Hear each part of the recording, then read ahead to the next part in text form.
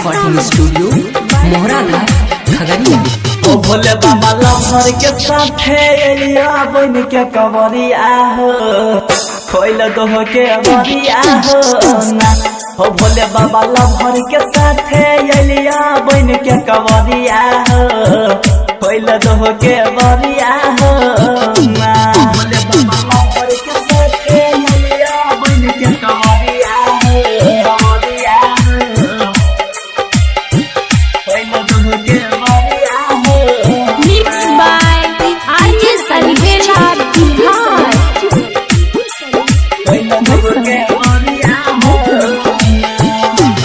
मगन छिया तोहरा भजन में शादी कर दिया है लगन में। मगन छिया तोहरा भजन में शादी कर दिया है लगन में।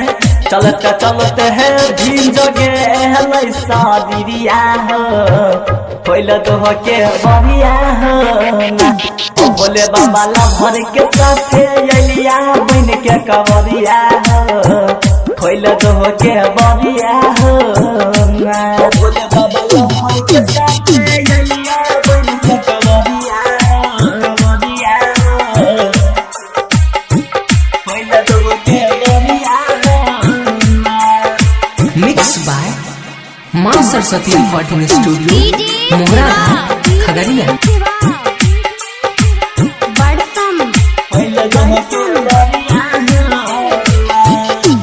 सावन के पहिला सोमवारी जल भर के छिया तैयारी। सावन के पहिला सोमवारी जल भर के छिया तैयारी। आर्यन चंचल पर अपन मुद दे हाथी पर फेर दिह नजरिया हो खोइल दोह के बरिया हो ना। हो भोले बाबा लहर के साथे एलिया बन के कवरिया हो खोइल दोह के बरिया हो ना। मां सरस्वती रिकॉर्डिंग स्टूडियो मोहरा घाट।